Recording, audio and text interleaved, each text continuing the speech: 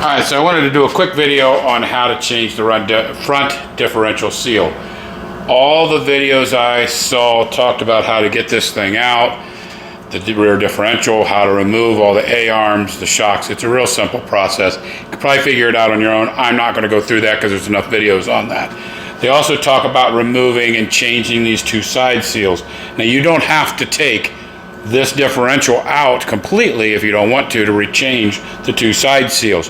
However, to do the front one without damaging things and making life a heck of a lot easier on you, you'll want to take this thing out.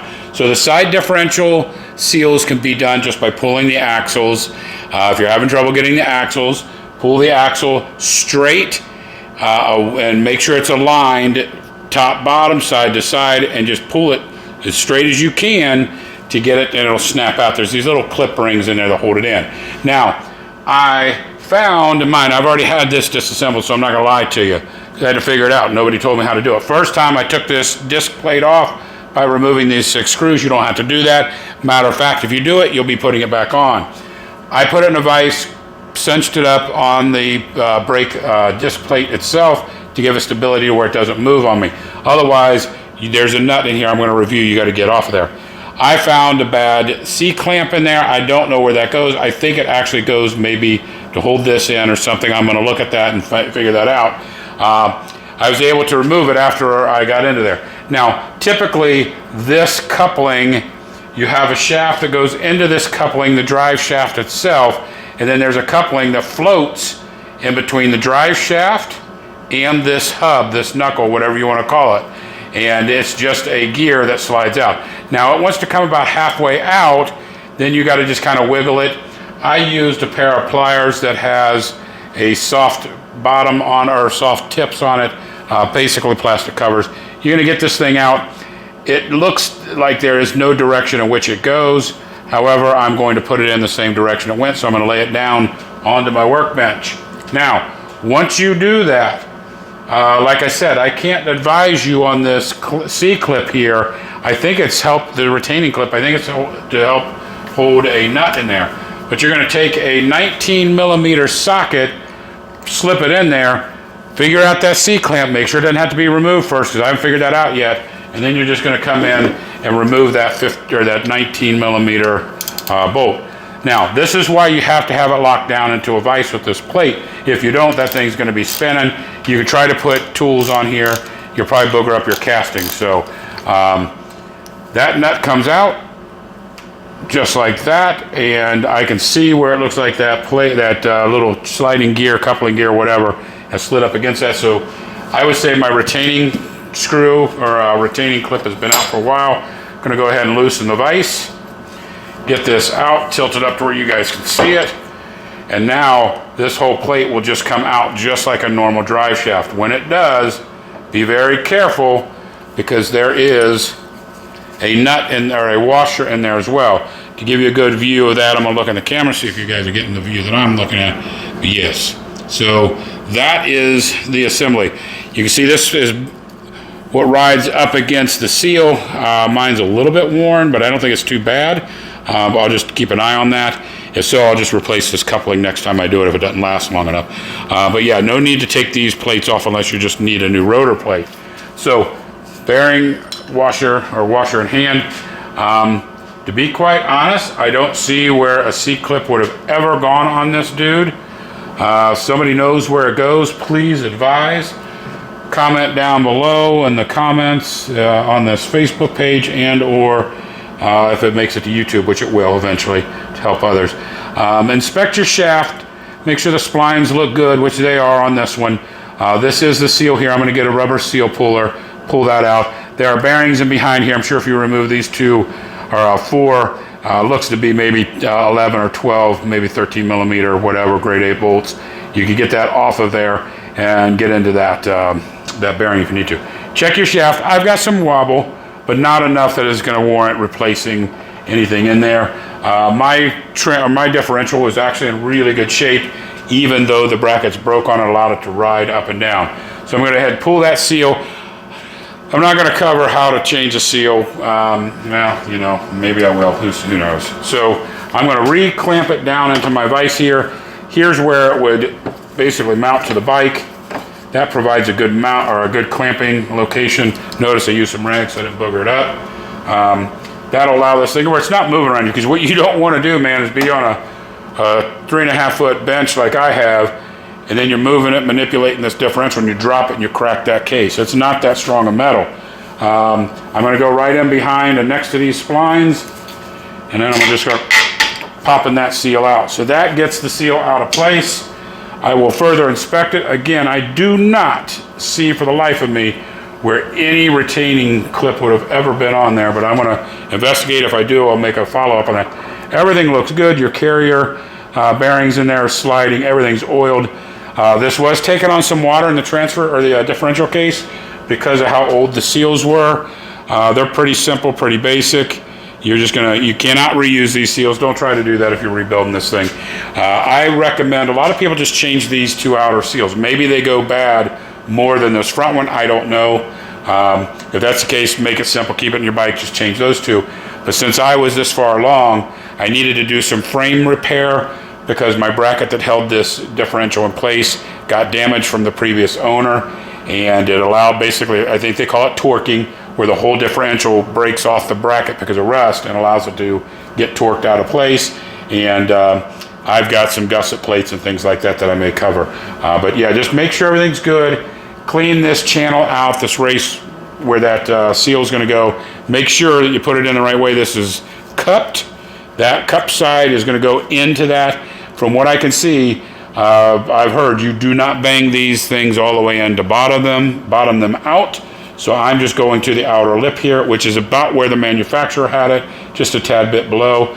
But most seals, you just keep hammering them in until they don't go in anymore. But I've heard, especially on the side seals, if you seat those in too far, people said they've leaked in the past.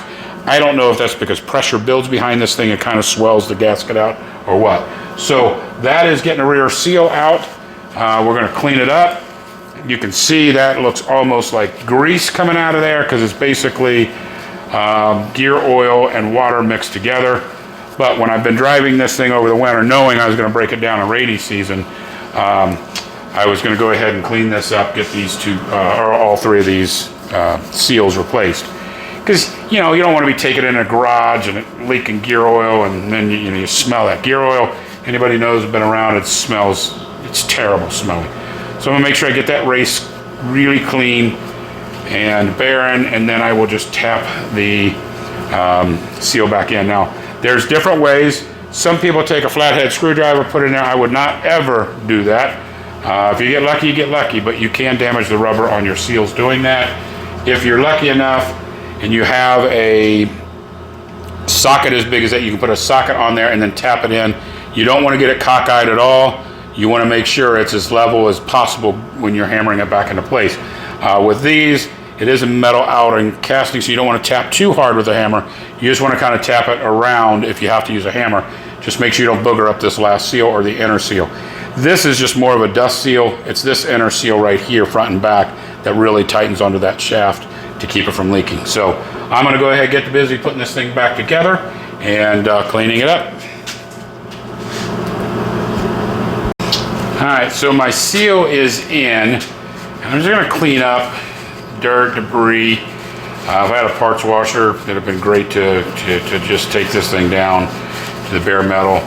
But, anything that's ever had grease on it or oil on it doesn't rust. So one positive for not cleaning it, I guess. So I'm just cleaning up around the area because you don't want to get dirt, grime on there, anything on your shaft. Don't read into that, guys, ladies. A piece of dirt here I'm going to get out. That stuff, you just want to make sure no metal shavings, things like that when you go to put these gears back on. Because these differentials are not cheap. I'm going to go ahead and re-inspect this, make sure all my splines are clean. I'm going to go ahead and wipe this outer part off here where it would ride against that rubber. And also any blemishes in the metal at all, you can go ahead and clean that up. You want to get this stuff as clean as it is because you don't want dirt and grime getting on that anytime sooner than when you go to ride. Now, it's going to happen when you ride. It is the nature of the beast. You got to think. People say, well, why do these keep going out? Well, because they keep going out as a replaceable part, so you don't damage other things. It forces you to clean stuff up. So my plate is ready to rock and roll. We're going to slide it into place, line up the splines.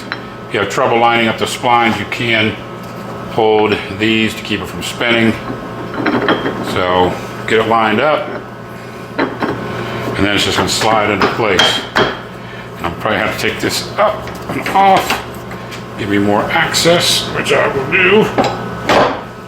And then I'm just going to make sure that goes in solid, spin it around a little bit. There is somewhat of a dust gap, so I can see that, gap in between the back dust cover, this little ridge. Not a concern for me. Gonna put that on, clean up my bearing. And again, if anybody knows what that retaining clip was for, please let me know, because I did not see anything about where that retaining clip would go and what it would do. And put that back in the same direction as it came off. You'll be able to tell because it's shiny on one side, not shiny on the other. Use some needle nose to get that bearing back into place. Then you're going to take your nut, put your nut on. It is not reverse thread. Again, just kind of clean things up. It's oily. I don't care that it's oily. Some people may complain and say I should have taken care of that. Hey, powers to you if you're going to clean it. Not everything in the world has to be perfectly clean. This nut's going to be a doozy, because getting it in there, it's far back. Give it a couple spins. Try to get it on with my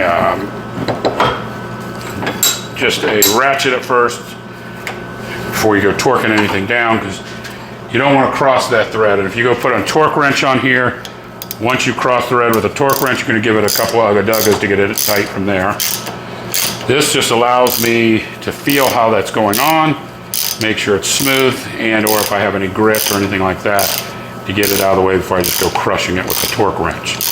I'm going to tighten it up. Now this was relatively tight. I'm sure there's a torque spec on it.